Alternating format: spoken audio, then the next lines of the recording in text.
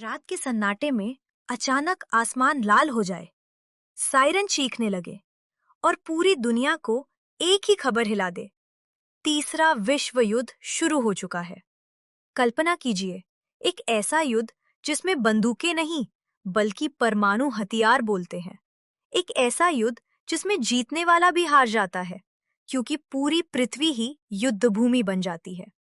आज दुनिया के पास लगभग 12,000 से ज्यादा परमाणु हथियार है। एक एक हथियार पूरा शहर मिटा सकता है।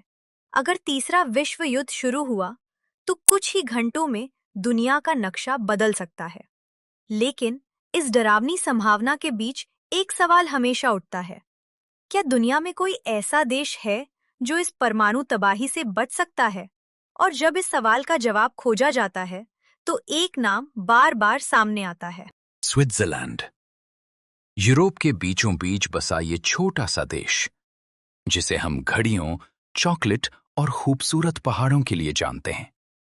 लेकिन बहुत कम लोग जानते हैं कि इस शांत देश के नीचे छिपा है दुनिया का सबसे बड़ा परमाणु सुरक्षा नेटवर्क।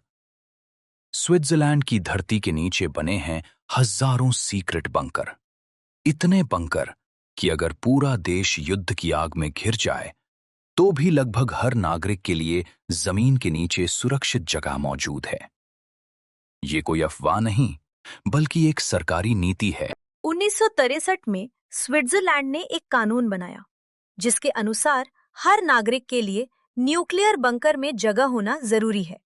अगर किसी इमारत में बंकर नहीं है, तो सरकार पास में एक सार्वजनिक बंकर बनाती है।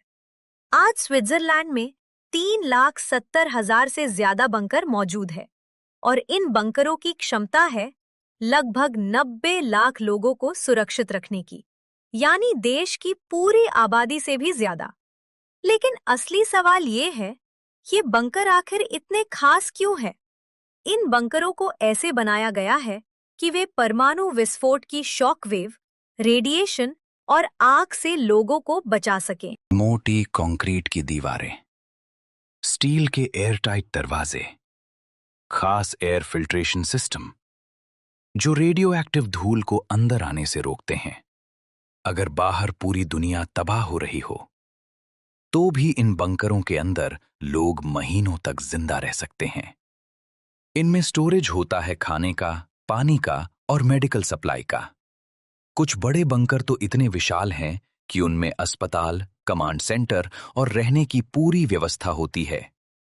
स्विट्जरलैंड का सबसे मशहूर बंकर है सोननबर्ग बंकर। पहाड़ के अंदर बना ये बंकर इतना विशाल है कि इसमें 20,000 लोगों को एक साथ शरण दी जा सकती है। ये सिर्फ एक बंकर नहीं, बल्कि जमीन के नीचे छिपा एक छोटा शहर है। लेकिन सवाल ये है, स्विट्जरलैंड ने इतना बड़ा सुरक्षा सिस्टम बनाया ही क्यों? इसकी कहानी शुरू होती है शीत युद्ध के दौर से, जब दुनिया दो हिस्सों में बटी हुई थी। एक तरफ अमेरिका और दूसरी तरफ सोवियत यूनियन। दोनों के पास हजारों परमाणु हथियार थे। दुनिया को हर पल डर था कि कहीं कोई गलती या कोई राजनीतिक तनाव पूरी मानव सभ्यता को खत्म न कर दे। स्विट्जरलैंड ने तभी फैसला किया कि अगर कभी परमाणु युद्ध हुआ तो उनके नागरिकों को बचाने की पूरी तैयारी पहले से होगी। और तब शुरू हुआ दुनिया का सबसे बड़ा सिविल डिफेंस प्रोजेक्ट। हर नए घर में बंकर बनाना अनिवार्य कर दिया गया। स्कूलों में बच्चों को सिखाया जाने लगा, अगर परमाणु हमला हुआ तो क्या करना है। आज भी स्विट्जरलैंड में कई जगह ऐसे सायरन लगे हैं जो पूरे देश को कुछ ही मिनटों में चेतावनी दे सकते हैं। लेकिन एक और सवाल उठता है, अगर तीसरा विश्व युद्ध सच में शुरू हुआ तो क्या सिर्फ बंकर ही इंसानों को बचा पाएंगे? क्योंकि परमाणु हथियार सिर्फ शहरों को नहीं मिटाते, वे जलवायु को भी बदल देते हैं। वैज्ञानिकों के अनुसार अगर बड़े पैमाने पर परमाणु युद्ध हुआ तो पृथ्वी पर न्यूक्लियर विंटर आ सकता है।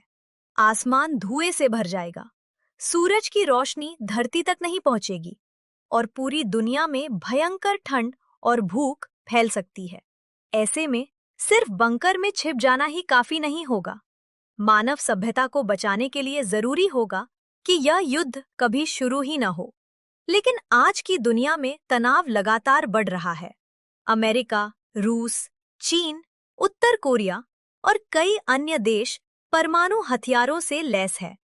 एक गलत फैसला, एक गलत बटन और इतिहास का सबसे बड़ा विनाश शुरू हो सकता है।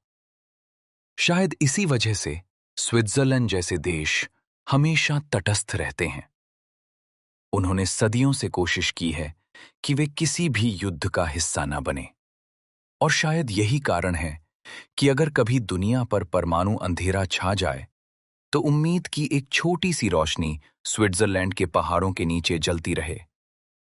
लेकिन सच्चाई ये भी है कि परमाणु युद्ध में असली जीत किसी देश की नहीं होती, क्योंकि जब शहर राख बन जाते हैं, जब आसमान काला हो जाता है और जब मानव सभ्यता खुद अपने अस्तित्व के लिए लड़ रही होती है, तब यह सवाल बहुत छोटा हो जाता है कि कौन बचा और कौन नहीं। क्योंकि तीसरा विश्व युद्ध अगर कभी हुआ, तो शायद इतिहास में पहली बार पूरी दुनिया ही हार जाएगी।